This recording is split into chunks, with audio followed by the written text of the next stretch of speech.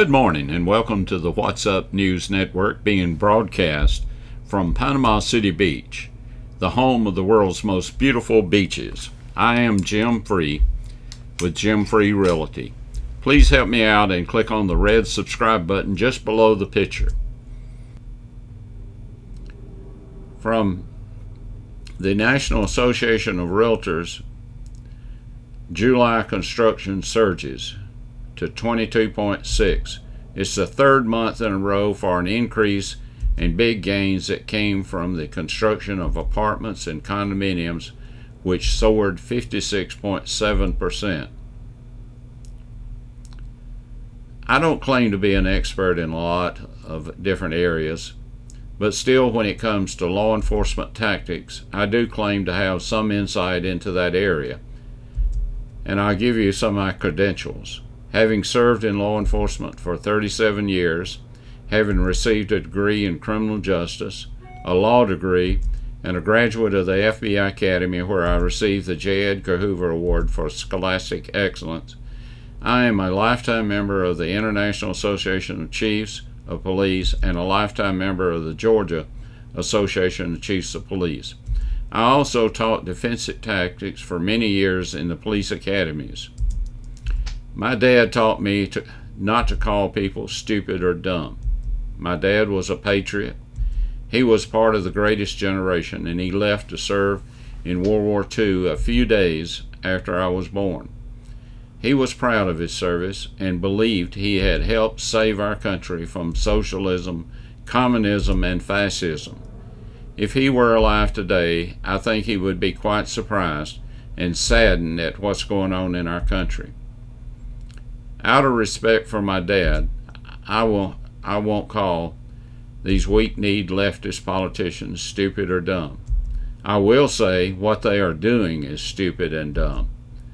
They are defunding the police departments, some even talking about doing away with the police departments. Even more serious, they are taking the tools away from the police officers that allow the officers to effect an arrest without causing harm to the officer or the violator.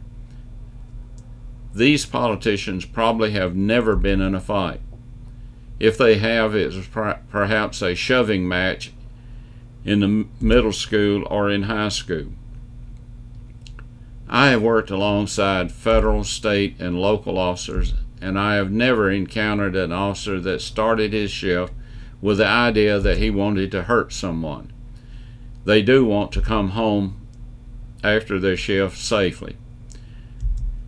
When I first started in law enforcement, there were very few women working in this field, and most of the male officers were very large, and they patrolled mostly in pairs. Today, you're likely to see women and smaller officers, and the passenger side of the police car is packed with computer equipment. When an officer starts their shift, they know they are likely to encounter one or more violators that will resist arrest, either because they're intoxicated on alcohol or drugs, or they're repeat offenders, and sometimes people with mental conditions become very difficult to control. Police officers are trained to use defensive tactics. It's a combination of martial arts and street fighting. There are only three ways to restrain a violent physical violator, and that is knowing that the joints are made to bend only one way, and bending them the opposite direction will cause pain, and the use of pressure points that restrict the air or blood flow. A taser is another tool that can be used. Police officers are required to experience these tactics used on them.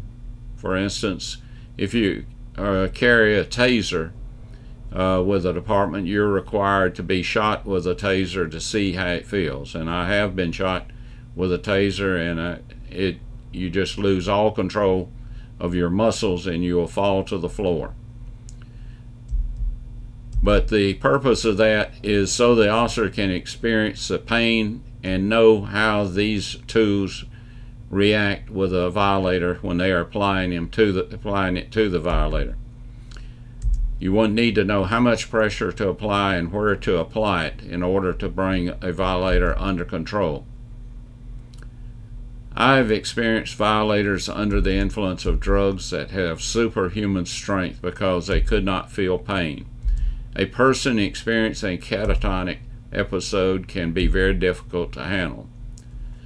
God gave all of us a dose of adrenaline, a hormone secreted by the adrenaline gland, especially in conditions of stress or danger, increasing the rates of blood circulation, breathing, and carbohydrate metabolism, and preparing muscles for exertion. In a violent arrest, both the violator and the officer likely experience this rush. It is said that this prepares us for flight or fight. Police officers are trained not to run from danger, but to engage the threat. I've been amazed at the restraint the police officers have shown during these riots while being hit in the head with rocks and shot with firework rockets. The only tools the officers will have left is the baton and the firearm. There will be more officers and violators who will die because of these stupid ideas the leftist politicians have.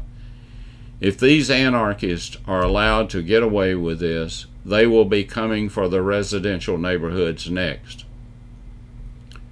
What is problematic about the stand-down orders that these leftist politicians are giving their officers in these riots see this as a weakness.